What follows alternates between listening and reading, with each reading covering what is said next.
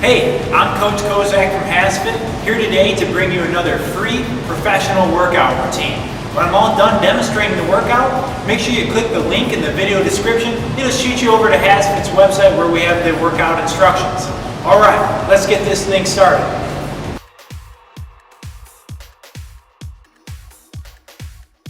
A one-arm dumbbell chest press is a great compound movement for your chest, shoulders, and triceps.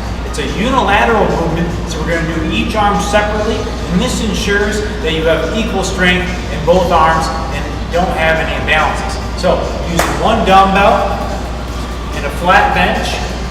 If the dumbbell is too heavy for you to get back, feel free to put it on your lap and kick it back. You're going to get a nice full range of motion, keeping your shoulders square and your back flat on the bench. Don't allow your back to come up off the bench.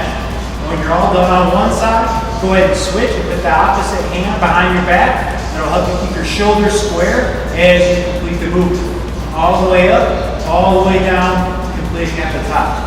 That is the one-arm dumbbell chest press.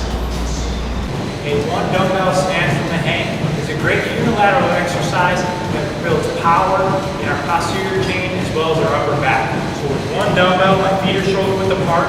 Our first move is going to be to break at our hips, put our butt back, dropping my one dumbbell in between my legs, keep my shoulders square and my back nice and straight. Now I'm going to accelerate my hips forward as I lean back powerfully, coming up on the balls of my feet and bringing that one dumbbell up and finishing it straight up overhead. Returning it back to starting position, hips go back, hips forward, and explode, bringing the dumbbell straight up overhead. A 180 touchdown is a brutal plyometric exercise that really works your legs and your core. We're going to start with our feet shoulder width apart and our weight in our hips. I'm going to do I'm going to jump straight up and do a 180 jump. So I'm going to face the opposite way. And when I do that, I'm going to drop down with my weight in my hips and touchdown. Hence the name 180 touchdowns. Now I'm going to explode back up, and as I'm coming up, I'm going to start to twist back to the other side. So every time we're coming up and dropping straight back down, getting a full rotation. Now the key on this one is to really put your weight back on your butt. And don't bend over and make it harder on yourself. Well, try to make it easier, but really you could be hurting your back. So really put the weight in your hips. That's a 180 touchdown. The sock press is going to require 2 kettlebells. The first thing you're going to do is hold both kettlebells in the back of your hands. You're going to put your feet shoulder width apart, butt back first. You're going to get into a squat position. And now we're going to alternate pressing each kettlebell up overhead. Now from this position, we're going to press overhead and we're going to twist and look up at the kettlebell at the same time. Press up, opposite, twist, and look up at it. The kettlebell that you're not using, go ahead and keep on your chin. And this entire time, keeping your weight in your butt. Look up at the kettlebell every time and come back to square. That's the sock press. A one leg raise plus crunch is a great movement for not only our obliques, but also our cross-sectional abdominal muscles. We're going to start down flat on our backs, both legs out straight, both hands on our ears. We're going to, on the opposite side, we're going to crunch and raise our leg. So now on the opposite side, crunching up and raising my leg to a 45-degree angle and bringing our knee and elbow together. They're not really going to touch, but you're pointing that elbow to your knee.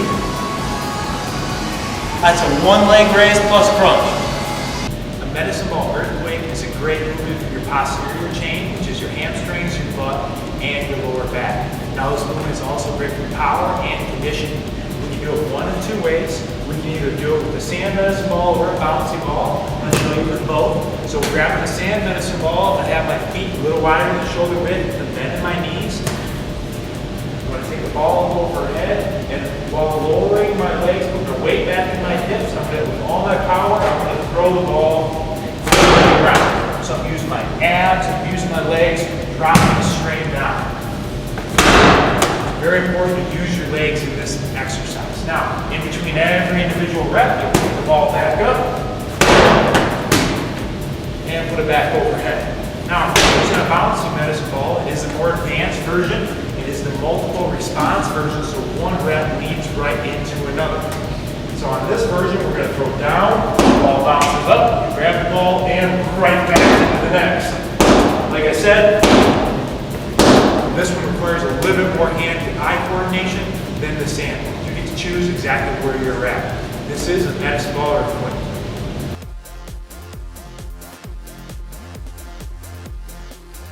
Thanks for working out with me today. Make sure you click the link in the video description.